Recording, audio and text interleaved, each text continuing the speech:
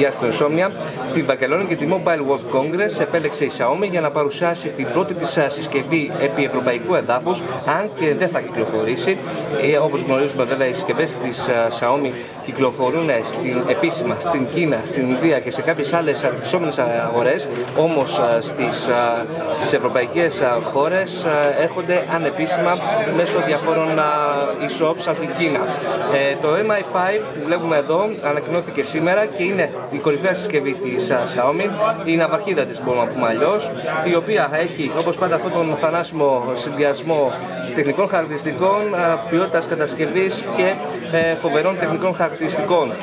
Θα λέγαμε λίγο εδώ πέρα ξεπέρασε τα όρια η Xiaomi, γιατί άμα σας πω τις τιμές και με βάση τα τεχνικά χαρακτηριστικά θα καταλάβετε γιατί αποτελεί μία από τις πιο δημοφιλείς συσκευές στην Κίνα, και βέβαια άμα την βλέπουμε επίσημα στη χώρα μας είστε σίγουροι ότι θα ήταν πολύ πιο ακριβή. Να αναφέρω βέβαια τις τιμές, μάλλον ας αναφερθούμε πρώτα στα τεχνικά χαρακτηριστικά. Κοιτάξτε πρώτα τη συσκευή, είναι πανέμορφη, υπάρχουν διάφορες αλλαγές σε σχέση με το MI4 και σίγουρα έχει δώσει πολύ προσοχή στην κατασκευή η Xiaomi. Πάντα εδώ υπάρχει το μεταλλικό πλαίσιο, αλλά βλέπετε πλέον όσοι έχετε κάποια εμπειρία με το προηγούμενο μοντέλο ότι υπάρχουν αυτές οι κοιτές πλευρές όπου δεν είναι πολύ όμορφα εδώ με το μέταλλο. Δεν είναι δηλαδή απότομο. Εδώ κάτω να πούμε και υπάρχει και μια USB Type-C. Και εδώ μπροστά υπάρχει η οθόνη των 5,15 inch με πολύ όμορφα χρώματα, Full HD ανάλυση. Φαντάζομαι η Xiaomi το κάνει αυτό και για λόγους κόστους φυσικά, αλλά και για λόγους αυτονομίας.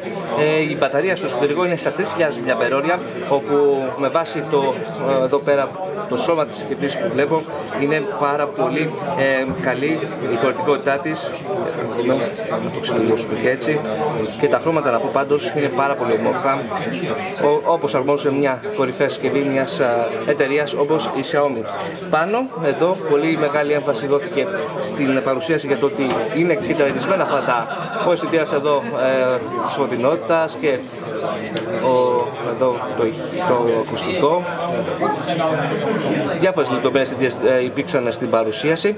Εδώ αισθητήρας, για πρώτη φορά βλέπουμε αισθητήρα αναγνώρισης δακτυλικού αποτυπώματος, κάτι που σίγουρα θέλαμε να δούμε σε μια συσκευή της Xiaomi, βέβαια στη σειρά MI, γιατί ήδη τον έχουμε συναντήσει και στη σειρά Redmi Note.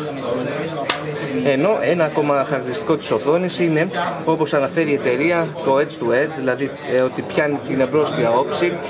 Μπορώ να πω ότι δεν είναι ότι την καλύπτει πλήρως, όπως μας άφησε να εννοηθεί στην παρουσίαση. Υπάρχουν κάποια κενά, αλλά σίγουρα υπάρχει μεγάλη κάλυψη και είναι εντυπωσιακή. Θα δούμε και εδώ πάλι. Ενώ μπορώ να πω σαν πρώτη εντύπωση το βάρος είναι πάρα πολύ καλό.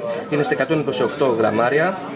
Είναι πολύ ελαφριά συσκευή και η Xiaomi στην παρουσίαση πάλι την συνέκρινε με το iPhone. Συνεχίζοντας τώρα, στο εσωτερικό υπάρχει ο Snapdragon 820, το κορυφαίο chipset αυτή τη στιγμή στην αγορά. Το έχουμε δει εδώ στην Βαρκελόνη να το ενσωματώνει η LG στο LG G5 και βέβαια η Samsung στα καινούργια Galaxy S7 και Galaxy S7 Edge, με βάση τα μετροπρογράμματα όπως έδειξε η Xiaomi. Στο Antutu πιάνει πάνω από 142.000. Προσωπικά δεν πιστεύω ότι έχει κανένα ενδιαφέρον. Περιμένουμε σίγουρα κορυφαίες επιδόσεις, κανένα πρόβλημα στα παιχνίδια και στις εφαρμογές, ακόμα και τις πιο απαιτητικές. Τώρα, η μνήμη ανάλογα με το μοντέλο ξεκινάει από τα 3 GB και φτάνει στα 4 όταν μιλάμε για το MI5 Pro. Και ο αποθηκευτικός χώρος και αυτός ξεκινάει από τα 32 GB, άλλο ένα πολύ καλό χαρακτηριστικό των Xiaomi MI5, από τα 32 GB και φτάνει στα 128 για το μοντέλο των MI5 Pro. Η φωτεινότητα να πω της οθόνης είναι πάρα πολύ καλή. Τώρα, η κάμερα, η κύρια στο πίσω μέρος είναι στα 16 MP, δεν προεξέχει. Είναι κατασκευής Sony, έτσι βλέπετε, λίγο πριν σε αυτό το σημείο καμπυλώσει, με διπλό LED flash και ικανή για εγγραφή 4K βίντεο. περιμένουμε μια πάρα πολύ καλή φωτογραφική μηχανή, ενώ μπροστά υπάρχει και μια δεύτερη κάμερα στα 4 MP. Ακόμα στο εσωτερικό βρίσκουμε NFC.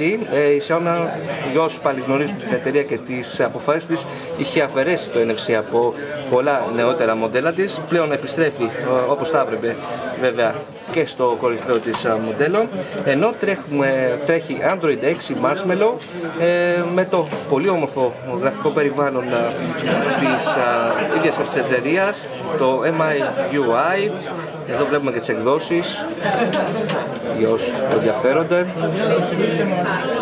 Εδώ είναι και το 64 GB μοντέλο.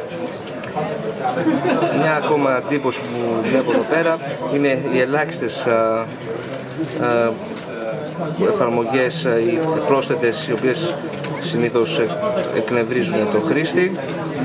Βέβαια δεν ξέρουμε με την παρέμβαση των ηλεκτρονικών καταστημάτων πώς θα φτάσει στα χέρια μας, ανάλογα με το κατάστημα αυτό. Ενώ να πω πάντως για τις τιμές, που βέβαια είναι το κερασάκι στην τούρτα και απογειώνουν την συσκευή σε ό,τι αφορά τις προτιμήσεις του αγοραστικού κοινού, αφού το MI5 έρχεται στο πρώτο μοντέλο πάντα με Snapdragon 820 και 3 GB μνήμη, 32 GB αποθηκευτικού χώρου.